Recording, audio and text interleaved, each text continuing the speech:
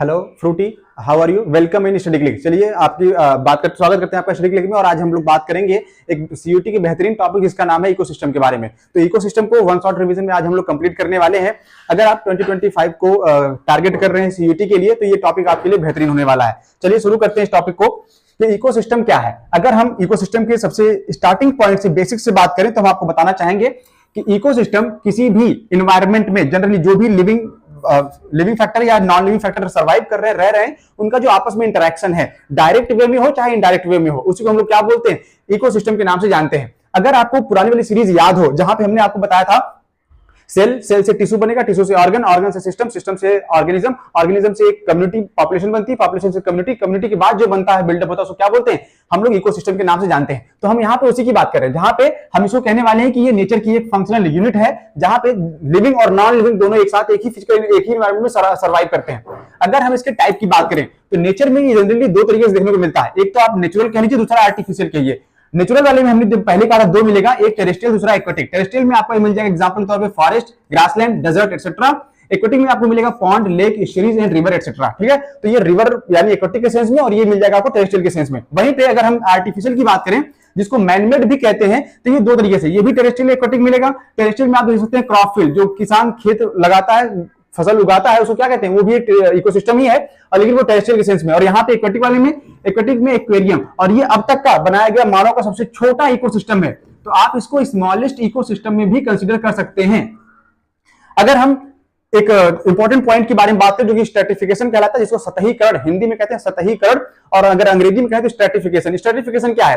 ये जो भी ये लिविंग बायोटा या नॉन लिविंग बायोटा है, ये पूरे सिस्टम में जिस जगह पे इनका, जिस लेयर में इनका वास है, जिस जगह पे ये रहते हैं, उसको हम स्ट्रैटिफिकेशन कहते हैं। जैसे vertical distribution of the different species occupying different level is called stratification. मान लीजिए कि कोई तालाब है, कोई पॉन्ड है, और कोई यहां पे रह रहा है, ऊपर रह रहा है, कोई बीच में रह रहा है, कोई सबसे नीचे एकदम सतह पे रह रहा है। अब इसको बोलेंगे बेंथिक वर्टिकल अरेंजमेंट। देख रहे हैं हम यहां से यहां तक में, तो ये टॉप डोलर हो जाएगा, ये बॉटम डोलर हो जाएंगे और वो मिडिल डोलर। तो इस तरीके से करके क्या होगा? स्ट्रैटिफिकेशन बनाया जाएगा ऑर्गेनिज्म का। लेकिन जो आपके लिए इंपॉर्टेंट है वो है कंपोनेंट जो फंक्शनिंग करते हैं किसी भी इकोसिस्टम के लिए। यानी अगर कोई इकोसिस्टम फंक्शन कर रहा है तो वहां पे इन चार चीजों का होना बहुत जरूरी है। कैसे? चार लोग, चार चीजों का, चार लोगों का बहुत योगदान है। चार लोग क्या कहेंगे? 400 बातें कहेंगे, 40 तरह से कहेंगे। ठीक है, पहला है प्रोडक्टिविटी, दूसरा डिकम्पोजिशन, तीसरा एनर्जी फ्लो, चौथा है न्यूट्रिएंट साइक्लिंग। इसमें से हम लोग कवर कर रहे हैं यहाँ पे सबसे पहले प्रोडक्टिविटी को। प्रोडक्टिविटी क्या है? प्रोडक्टिविटी का सबसे सीधा सेंस लिया गया था बायोमास से। बायोमास क्या होता है? जो भी ड्राई वेट होता है, ड्राई वेट किसी भी चीज का जो फोटोसिंथेसिस के बाद बनता है उसको क्या बोलते हैं? बायोमास कहते हैं। तो वही तो है। तो प्रोडक्टिविटी में amount of biomass produced by the producer. अब प्रोड्यूसर कौन है यहाँ पे? प्रोड्यूसर हमेशा ऑलवेज ग्रीन प्लांट्स होते हैं या ग्रासेस होती हैं। Per unit area over time. तो यहाँ पे टाइम फिक्स होगा, एरिया फिक्स होगा, कितने एरिया में कितने टाइम में प्रोड्यूसर ने जो भी प्रोड्यूस किया, बनाया फोटोसिंथेसिस करके, उसको क्या बोलेंगे? बायोमास के नाम से जानेंगे। प्रोडक्टिविटी दो तरीके से होती है, एक प्राइमरी और दूसरा सेकेंडरी। तो प्राइमरी को चलो हम लोग डिफाइन करेंगे जो कि इंपॉर्टेंट है हमारे लिए। प्राइमरी प्रोडक्टिविटी क्या है? इसको हम लोग ग्राम इन इनवर्स और ईयर पर में कैलकुलेट करते हैं, या फिर जनरली जो पूछा गया है वो किलो कैलोरी पर मीटर इनवर्स में जो है कैलकुलेट किया गया साल में। एक साल में कितना प्लांट ने बनाया, कितना बचाया, इसी को हम लोग प्राइमरी प्रोडक्टिविटी के नाम पे जानेंगे। प्राइमरी प्रोडक्टिविटी में दो कंटेंट आते हैं, पहला जीपीपी, दूसरा एनपीपी। जीपीपी को हम लोग कहते हैं ग्रास प्राइमरी प्रोडक्टिविटी, जिसको कि हम कहते हैं टोटल बायोमास प्रोड्यूस। पूरे साल भर में उसने कितना बायोमास बनाया, जितना बनाया वो ग्रॉस है, लेकिन जितना बचा लिया उसको क्या बोलेंगे? नेट। मतलब आप ऐसे समझिए कि मंथ के पूरे एंड में, पूरे मंथ में आपको सैलरी मिलती है 1 लाख रुपए। ठीक है, उस 1 लाख सैलरी, वो जो 1 लाख मिल रही है वो क्या है? वो ग्रॉस प्रोडक्टिविटी है कि आपने पूरे महीने काम किया, आपको उतनी सैलरी ऑफर की गई। लेकिन मंथ के एंड में आपने कितना बचाया, कहीं खर्च हुआ यहां पे आने में, जाने में, खाने में, पीने में, रहने में, रेंट वगैरह में, तो जितना बचा, खर्च करने के बाद जितना आपने बचा लिया उसको क्या बोलेंगे? उसको हम बोलेंगे नेट प्राइमरी प्रोडक्टिविटी। एनपीपी को कैलकुलेट कैसे करते हैं? नेट प्राइमरी प्रोडक्टिविटी को कैलकुलेट करने का सबसे बेहतर तरीका है कि ग्रॉस प्राइमरी प्रोडक्टिविटी में से आप क्या करिए? रेस्पिरेशन को माइनस कर दीजिए। रेस्पिरेशन का मतलब जो ऑर्गेनिज्म होते हैं या प्लांट बना रहा है, प्लांट ने ग्रॉस प्राइमरी प्रोडक्टिविटी के लिए फोटोसिंथेसिस करा, लेकिन साथ में उसने रेस्पिरेशन में एनर्जी लॉस भी तो करा है, बायोमास को रिड्यूस भी तो किया है। तो जो रिड्यूस हुआ है उसको, उस अमाउंट को अगर माइनस कर दें, निकाल दे, तो हम क्या निकाल सकते हैं? तब हम निकाल सकते हैं जीपीपी, सॉरी एनपीपी। ठीक है, नेक्स्ट जो डिकम्पोजिशन वाला पार्ट है, डिकम्पोजिशन क्या होता है? Breakdown of the organic matter bye decomposer. Decomposer कौन है? जैसे अर्थवर्म, जो ऑर्गेनिक सब्सटेंस को तोड़ तोड़ के छोटे सिंपलेस्ट इनऑर्गेनिक फॉर्म में कन्वर्ट करते हैं, उनको क्या बोलते हैं? उनको डिकम्पोजर बोलते हैं। लेकिन इस प्रोसेस में सबसे ज्यादा क्या लगती है? एनर्जी। एनर्जी किस फॉर्म में चाहिए इनको? ऑक्सीजन के फॉर्म में। जब तक ऑक्सीजन नहीं मिलेगा, एरोबिक प्रोसेस भी है, एनारोबिक भी, लेकिन हम यहाँ पे बात कर रहे हैं एरोबिक वाले सेंस में, जहां पे O2 रिक्वायर होगा। इसमें स्टेप्स कितने आते हैं? स्टेप्स हैं 5: fragmentation, leaching, catabolism, humification and mineralization. Fragmentation क्या है? Breakdown of detritus by detritivore, example earthworm. तो कह रहा है डेट्राइटिवोर्स जो होते हैं, जब डेट्राइटस पे फीड करते हैं, उनको हम लोग जब ब्रेक डाउन करते हैं तो हम ये इस प्रोसेस को बोलते हैं फ्रेगमेंटेशन। एग्जांपल के तौर पे यहां पे अर्थवर्म का एग्जांपल लेंगे। अगर लीचिंग की बात करें तो लीचिंग क्या है? Settling down of the insoluble salt as precipitate. जो सॉल्ट सोल्यूबल नहीं हो सकते किसी बॉडी में, अगर वो सेटल डाउन हो जाए, नीचे बैठ जाए, तो उसको क्या बोलेंगे? इनसोल्युबल साल्ट के फॉर्म में डिपोजिट होकर नीचे बैठेंगे, उसको क्या बोलेंगे? लीचिंग बोलेंगे। लेकिन कैटाबोलिज्म, कैटा का मतलब होता है काटा। काटा का मतलब जब काटते हैं किसी चीज को तो दो पार्ट में डिवाइड होता है, तो काट के क्या कर रहा है? Degradation of detritus into simpler one. Complex form में था, काट दिया, छोटा कर दिया, सिंपलर वन में डिवाइड हो गया, क्या बोलेंगे? कैटाबोलिज्म बोलेंगे। ह्यूमिफिकेशन में ह्यूमस, ह्यूमस जो होते हैं भैया सबसे ज्यादा रिजर्वायर है न्यूट्रिएंट्स के, यानी कोई चीज अगर ह्यूमस है, कहीं पे जंगल वंगल है, वहां पे जो नीचे इकट्ठा हो रहा है ना, ह्यूमस बन रहा है, इसका मतलब वहां पे इनऑर्गेनिक और ऑर्गेनिक साल्ट या मिनरल क्या है? न्यूट्रिएंट्स का बहुत ज्यादा अमाउंट में पाए जाएंगे। तो accumulation of humus in soil, soil में ह्यूमस का इकट्ठा होना, पाया जाना, ह्यूमिफिकेशन कहलाता है। उस प्रोसेस को ह्यूमिफिकेशन बोलेंगे। मिनरलाइजेशन में क्या बोलते हैं? Release of inorganic nutrient by degradation of humus. Humus को डिग्रेड करने के बाद, तोड़ने के बाद जो एनर्जी निकालते हैं, उसको हम लोग क्या बोलते हैं? मिनरलाइजेशन। यानी हमने काट के तोड़ के क्या किया? मिनरल बना लिया।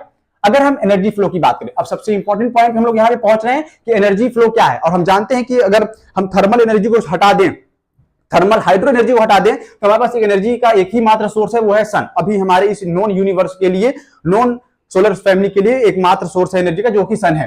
सन से आने वाली लाइट को हम लोग बोलते हैं सोलर इंसिडेंट लाइट या सोलर इंसिडेंट रेज। और इसमें जितनी भी लाइट आ रही है, मान लीजिए सन से 100% लाइट आ रही है, लेकिन उस 100% लाइट के पास फोटोसिंथेसिस कराने वाली एबिलिटी नहीं है। उसमें से लीफ पर पड़ने के बाद जितनी भी आ रही है, जितनी भी लाइट आ रही है, 100% आप मान के चलिए, उसमें से 50% के पास तो ये पावर ही नहीं है कि वो फोटोसिंथेसिस करा पाए। यानी उनकी वेवलेंथ क्या है? कम है, या उतनी नहीं जितनी फोटोसिंथेसिस के लिए चाहिए। तो हम लोग इसको बोलते हैं, जिसके पास फोटोसिंथेसिस कराने की एबिलिटी है, उसको कहते हैं फोटोसिंथेटिकली एक्टिव रेडिएशन, यानी शॉर्ट फॉर्म में PAR के नाम से जानेंगे। तो सोलर इंसिडेंट लाइट का सिर्फ 50% लाइट है जिसके पास फोटोसिंथेसिस कराने की एबिलिटी है। और प्लांट इस पूरे PAR का 50% का कैप्चर करते हैं सिर्फ 2 से 10%। यानी अगर 100% आ रहा है तो 100% में से प्लांट को, इनके पास औकात है कितने की? 50 की। और इसमें से प्लांट रिसीव कितने करेगा? प्लांट रिसीव करेगा सिर्फ 2 से 10% एनर्जी को ट्रैप करेगा अपने फोटोसिंथेसिस के लिए, बाकी को रिफ्लेक्ट कर देगा, भेज देगा, भैया नहीं हो पाएगा, फोटोकेमिकल क्वेंचिंग हो जाएगी, हटा लो इनको। Next, ecosystem obey second law. अब सबको पता है कि इकोसिस्टम में हम लोग जब एनर्जी फ्लो पढ़ेंगे तो वहां पे फर्स्ट लॉ आएगा, energy neither be created nor be destroyed but it can be changed into one form to another form. लेकिन यहां पे जब इकोसिस्टम की बात होगी तो ये कहता है कि इकोसिस्टम फॉलो करता है, ओबे करता है सेकेंड लॉ को। और सेकेंड लॉ क्या है थर्मोडायनामिक्स का? कि need constant supply of the energy to synthesize molecule. जो कुछ भी बनाना है उसको बनाने के लिए हमको लगातार चाहिए, क्या चाहिए? एनर्जी चाहिए in the form of sunlight, क्योंकि उसके पास, उसके अलावा किसी और चीज से बनेगा नहीं। तो फूड चेन क्या है? फूड चेन में एक सबसे सिंपल प्रोसेस बता रहे हैं आपको यहाँ पे लाइन से, to eat and being eaten in a linear fashion. हम तुम्हें खाएंगे, हमें कोई और खाएगा, हम खा रहे हैं, हम खाए जाएंगे। इस पूरे प्रोसेस को क्या बोलते हैं? Food chain. एक लीनियर जो चेन बन जाए उसको क्या बोलेंगे? फूड चेन बोलेंगे। बना लीजिए। अब ये फूड चेन दो टाइप का होता है, एक होता है ग्रेजिंग टाइप का, एक होता है डिट्रेटेड टाइप का। होते तो बहुत सारे टाइप के हैं, हमारे एनसीईआरटी में 2 टाइप का बताया गया, हम आपको 2 बता रहे हैं। तो 2 कौन से? ग्रेजिंग टाइप का। ग्रेजिंग और डिट्रेटेड क्या है? ग्रेजिंग में primary consumer feed on producers, producers यानी प्लांट पे फीड करेंगे, जिसको ग्रेजिंग टाइप का बोलेंगे। घास पे, घास को खाएंगे तो ग्रेजिंग टाइप। लेकिन वहीं पे अगर प्राइमरी कंज्यूमर हमारा फीड करता है किस पे? डेट्राइटस पे, तब इसको क्या बोलेंगे? अब डेट्राइटस टाइप का फूड चेन बोला जाएगा। ठीक है, चलिए यहां पे एक बहुत ही सिंपल तरीके से समझने का प्रयास करते हैं पिरामिड के थ्रू, कि कैसे, किस लेवल पे हम डिफाइन करेंगे, एनर्जी कैसे ट्रांसफर होती है, एनर्जी का फ्लो कैसा होता है। ठीक है, एक ही स्लाइड में सब कुछ। अगर इस तरह का पिरामिड आपको कहीं दिखे तो देखिएगा, सबसे जो नीचे होता है जनरली यहाँ पे प्रोड्यूसर्स पाए जाते हैं, जिनको हम ग्रास प्लांट कह रहे हैं। उसके ऊपर ग्रास हॉपर फीड कर रहा है, उसके ऊपर फ्रॉग फीड करेगा ग्रास हॉपर को, फ्रॉग को खाएगा स्नेक, स्नेक को खाएगा हॉक। ठीक है, इनका ट्रॉफिक लेवल क्या है? जिस जगह पर इनको स्थान दिया गया है फूड चेन में, ये इनका ट्रॉफिक लेवल है। सबसे पहला स्थान दिया गया ग्रासेस को, क्योंकि ये प्रोड्यूसर, इनके बिना काम नहीं चलने वाला है, तो इनका ट्रॉफिक लेवल होगा 1। वहीं पे ग्रास हॉपर फीड करता है सबसे पहले ग्रास पे, इसलिए इसका ट्रॉफिक लेवल कितना हो गया? 2nd। देन फ्रॉग फीड करता है, उसका trophic level 3rd, snake feed करेगा ट्रॉफिक लेवल 4, हॉक फीड करेगा उसका ट्रॉफिक लेवल 5। प्लांट्स को या ग्रास को क्या कहते हैं? प्लांट या ग्रास को कहते हैं प्रोड्यूसर। प्रोड्यूसर के अलावा ये ऑलवेज प्लांट प्रोड्यूसर वाले ट्रॉफिक लेवल पर, यानी फर्स्ट ट्रॉफिक, अब यहां पे ध्यान से देखिएगा, फर्स्ट ट्रॉफिक लेवल पे जो प्रोड्यूसर आते हैं, इस पे हमेशा प्लांट आएंगे, ग्रीन प्लांट्स आएंगे जो फोटोसिंथेसिस कर सकते हैं। लेकिन वहीं पे ट्रॉफिक लेवल 2 पे जब आप मूव करेंगे तो यहां पे जो भी आएगा वो हमेशा हर्बीवोरस होगा, always herbivorous. Second trophic level occupied by always herbivorous, और ये क्या है, ये प्राइमरी कंज्यूमर भी है, सबसे पहले फीड करने वाला ऑर्गेनिज्म हर्बीवोरस है, यानी प्राइमरी कंज्यूमर है, लेकिन ये सेकेंडरी प्रोड्यूसर भी है। प्राइमरी प्रोड्यूसर तो हमारा यही है, प्लांट है, तो सेकेंडरी प्रोड्यूसर कौन हुआ, सेकेंडरी प्रोड्यूसर हुआ ये भी तो बायोमास बनाएगा, तो ये क्या हो गया हमारा सेकेंडरी प्रोड्यूसर। अब आता है ट्रॉफिक लेवल थर्ड। जैसे आप ट्रॉफिक लेवल थर्ड पे आएंगे आपको मिलेगा कार्निवोर्स, कार्निवोर्स या हेटेरोट्रॉफ कह लीजिए। जो कार्निवोर्स मिलते हैं, ये कार्निवोर्स हमारा सेकेंडरी कंज्यूमर है, लेकिन ये फर्स्ट कार्निवोर है। आप इसको बोलेंगे ये फर्स्ट कार्निवोर है, सेकेंडरी कंज्यूमर है और टर्सरी प्रोड्यूसर है। ये तीनों चीजें एक साथ यहां पर रिप्रेजेंट कर रहा है। अगर इस लाइन को मिस कर गए तो समझिए सीयूटी को आप मिस कर गए। फिर क्या है, कार्निवोर्स तो ये भी है, लेकिन कार्निवोर्स होने के साथ ये टर्सरी कंज्यूमर है, टर्सरी कंज्यूमर है, लेकिन ये सेकेंडरी क्या है, सेकेंडरी कार्निवोर है। क्या इससे पहले कोई और कार्निवोरस आया था यहाँ पे, नहीं आया था, इसलिए ये क्या होगा, ये सेकेंडरी कार्निवोरस होगा, लेकिन टर्सरी कंज्यूमर है। टर्सरी कंज्यूमर क्यों है, क्योंकि पहले इसने खाया, दूसरा इसने खाया, तीसरा इसका नंबर आ रहा है, इसलिए टर्सरी कंज्यूमर है। सच एज क्वाटरनरी कंज्यूमर है, लेकिन भैया ये टर्सरी या टॉप लगा लो, अब इसके ऊपर कुछ नहीं है तो ये टॉप हमारा कार्निवोर हो जाएगा। तो टॉप कार्निवोर, टर्सरी कार्निवोर, लेकिन फोर्थ क्वाटरनरी कंज्यूमर के नाम पे ये आएगा। ठीक है, तो ये ट्रॉफिक लेवल। अगर एनर्जी की बात करिए तो ये रहा सन आपका, सन के थ्रू आने वाली लाइट को हम लोग बोलते हैं इंसिडेंट सोलर रेडिएशन। और इंसिडेंट सोलर रेडिएशन का इस 100% का सिर्फ 50%, जो 50% है, इसी 50% को हम लोग PAR के नाम से जानते हैं, फोटोसिंथेटिकली एक्टिव रेडिएशन के नाम से जानते हैं। और इसका 2 से 10% जो है उसके पास फोटोसिंथेसिस कराने की एबिलिटी है, यानी प्लांट उसी को लेता है, बाकी सबको छोड़ देता है तो 50% के पास प्रॉपर्टी। ठीक है, एनर्जी का फ्लो कैसे होता है, एनर्जी का फ्लो होता है 10% लॉ के अकॉर्डिंग। 10% का लॉ किसने दिया था, लिंडमान जी ने बताया था, और कहा था कि हर ट्रॉफिक लेवल पर जाने के बाद आपकी एनर्जी 10% कम हो जाएगी, या कह लीजिए सिर्फ 10% ही ट्रांसफर होगी, यानी 10% एनर्जी जो है वो हर ट्रॉफिक लेवल में ट्रांसफर होगी। एग्जाम्पल के तौर पर मान लीजिए कि अगर यहाँ पे 1000 किलो कैलोरी एनर्जी बनी, बायोमास के फॉर्म में 1000 किलो कैलोरी आया, तो इसका 10% निकालिए, 10% कितना आएगा, 100 आएगा। 100 किलो कैलोरी एनर्जी ट्रांसफर हुई सेकंड ट्रॉफिक लेवल में, और इसका 10% निकालेंगे तो आएगा 10। ये कहां ट्रांसफर होगा, थर्ड ट्रॉफिक पे, इसका 10 निकालिए कितना आएगा 1, और इसका निकालिए 0.1। तो ये जो ट्रॉफिक लेवल पे जैसे जैसे आप ऊपर की तरफ बढ़ेंगे, प्रोड्यूसर से कार्निवोर्स की तरफ या टॉप कार्निवोर्स की तरफ मूव करेंगे, तो एनर्जी हर ट्रॉफिक लेवल पे, हर स्तर पे आने के बाद क्या करेंगे, 10% कम हो जाती है। इसी को हम लिंडमान का 10% का लाभ ही कहते हैं। ठीक है, next ecological pyramid. Ecological pyramid को हम लोग एल्टोनियन पिरामिड के नाम से भी जानते हैं। एल्टोनियन पिरामिड, एल्टोनियन पिरामिड क्यों कहते हैं बच्चा, एल्टोनियन पिरामिड इसलिए कहते हैं क्योंकि चार्ल्स एल्टन ने बताया था, तो उनके नाम पे एल्टोनियन पिरामिड। बुढ़वा जी ने बताया था तो क्या कहते हैं, बुढ़वा वाला कहावत। तो बिल्कुल जैसे ही वहां पे इस तरीके से नाम यूज करते हैं, यहाँ पे यूज कर रहे हैं कि चार्ल्स एल्टन ने बताया, तो किसका पिरामिड हो गया, ये एल्टन का पिरामिड हो गया। हालांकि इकोलॉजी के सेंस में तो इकोलॉजिकल पिरामिड के नाम से भी जानते हैं। Representation of food chain in a form of pyramid, food chain को एक पिरामिड के फॉर्म में रिप्रेजेंट करना ही क्या कहलाता है, इकोलॉजिकल पिरामिड कहा जाता है। चलिए टाइप की बात करिए, 3 तरीके से बनता है, pyramid of number, pyramid of biomass, pyramid of energy. अब हम यहाँ पे एक एक करके डिस्कस करेंगे। पहला क्या है, पिरामिड ऑफ नंबर। नंबर का मतलब क्या है, संख्या, जनसंख्या।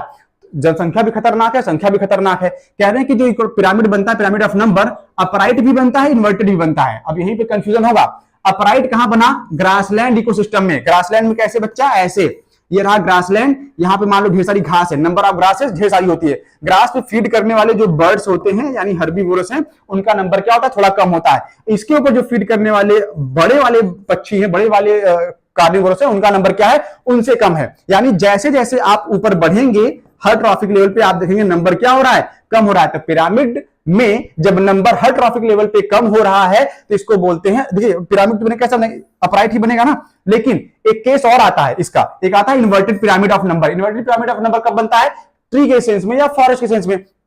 बोर्ड एग्जाम में इन्होंने एक बार पूछ लेता, वही चीज सेम कॉपी पेस्ट होती है वहां पे सीयूटी में।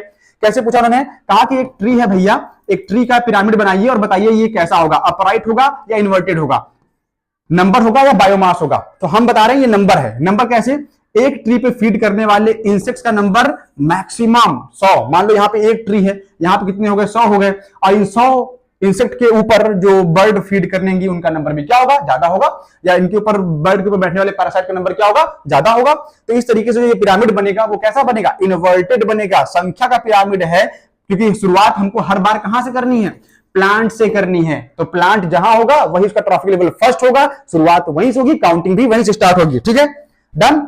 नेक्स्ट फिर है pyramid of biomass. Pyramid of biomass क्या कह रहा है, जो बायोमास बना था फोटोसिंथेसिस के बाद, ये भी दो तरीके से बनता है, अपराइट और inverted. Decrease in biomass at higher trophic level, जैसे जैसे आप ट्रॉफिक लेवल में ऊपर चलेंगे बायोमास का नंबर क्या होगा, कम होगा। ये भी दो तरीके से बनता है, अपराइट और इन्वर्टेड। अपराइट में कहां बनेगा, एक्वेटिक में। एक्वेटिक मतलब पॉन्ड में। चलो बना के देखते हैं अपराइट पहले। ये रहा अपराइट वाला। ठीक है, अपराइट में क्या हुआ, कह रहे हैं यहां पे एक टर्म आता है बायो एक्यूमुलेशन, याद रखना। बायो एक्यूमुलेशन का मतलब क्या होता है, हर ट्रॉफिक लेवल पे जो आप खाए रहेंगे उसका कंसंट्रेशन बढ़ता चला जाता है। तो भैया यहां पे लिख लो फाइटोप्लैंक्टन, यहां पे जूप्लैंक्टन, और उसके बाद यहां पे स्मॉल फिशेस, उसके बाद लार्ज फिशेस। ठीक है, तो फाइटोप्लैंक्टन का नंबर ज्यादा है, उसके बाद उनको जो फीड करते हैं जूप्लैंक्टन, वो ज्यादा अमाउंट में फीड करते हैं। ज्यादा अमाउंट में फीड करेंगे तो उसके ऊपर वो ज्यादा अमाउंट में फीड करेगा, उसके ऊपर वो ज्यादा अमाउंट में फीड करेगा। तो इस तरीके से जो कंसंट्रेशन होता है वो क्या होता है, बढ़ता चला जाता है। इसलिए बायोमास क्या होगा, हर ट्रॉफिक लेवल में बढ़ेगा। 4 होगा तो यहाँ 8 होगा, यहाँ 16 होगा, यहाँ 32 ग्राम होगा। इस तरीके से क्या बोलते हैं इसको, अपराइट पिरामिड ऑफ बायोमास। लेकिन इन्वर्टेड वाले सेंस में कह रहा है टेरेस्ट्रियल में इन्वर्टेड बनता है। टेरेस्ट्रियल में इन्वर्टेड क्यों बनेगा भाई, इन्वर्टेड टेरेस्ट्रियल में इसलिए बन जाता है क्योंकि यहाँ पे एनर्जी का लॉस भी तो होता है। रेस्पायरेशन जब करेगा तो रेस्पायरेशन में लॉस नहीं होगा एनर्जी, और जितने ज्यादा कार्निवोरस है, अगर आप मांसाहारी हैं तो डेफिनेटली आप क्या करते हैं, आप जब कंज्यूम करते हैं कोई फूड वगैरह तो वहां पे एनर्जी आपको कम ट्रांसफर होती है। तो बायोमास वाले सेंस में एनर्जी कम ट्रांसफर हो रही है तो क्या हो गया, ये इन्वर्टेड पिरामिड बन जाएगा। कहां पे, pyramid of biomass, inverted terrestrial वाले सेंस में। ठीक है, एक लास्ट बचता है हमारे पास यहाँ पे पिरामिड ऑफ एनर्जी। एनर्जी का पिरामिड हमेशा अपराइट होता है, हमेशा सीधा बनेगा, इसका उल्टा बनने का चांस ही नहीं है। ये फॉलो करता है 10% लॉ ऑफ लिंडमान। लिंडमान ने जो 10% का नियम दिया था ये उसको फॉलो करता है। इसके अलावा energy neither be created nor be destroyed but it can be change into one form to another form. ये एक फॉर्म से दूसरे फॉर्म में कन्वर्ट हो सकती है, चेंज हो सकती है, इतनी प्रॉपर्टी इसके पास तो है ही। अगर यहीं पे हम इसी चीज को किसी और तरीके से समझना चाहें तो आपको थर्मोडायनामिक्स का फर्स्ट लॉ जो है, ये शायद मेरे ख्याल से थर्मोडायनामिक्स का फर्स्ट लॉ ही है, फर्स्ट लॉ ऑफ थर्मोडायनामिक्स। ठीक है, तो इसी के साथ ये लेक्चर आपका समाप्त होता है। नेक्स्ट टर्म पे जब हम लोग मिलेंगे, देखिए यहां से जो सवाल आएंगे वो इतने से ही आएंगे। जो नया सिलेबस है, रिवाइज सिलेबस है, हमने पहले भी कहा था कि वहां से सवाल नहीं आते, क्वेश्चन नहीं आ रहा है, वो रिड्यूस हो चुका है। तो रिड्यूस सिलेबस में ये चीजें नहीं आ रही है। ठीक है, तो इस बार जो रिड्यूस सिलेबस जैसे सक्सेशन है या बाकी चीजें हैं, न्यूटन साइकिलिंग, वो हमने हटा दिया है, यहीं तक के लिए आएगा। तो इतना ही प्रिपेयर करिएगा। आज के लिए इतना ही, मिलेंगे नेक्स्ट लेक्चर में, तब तक के लिए थैंक यू।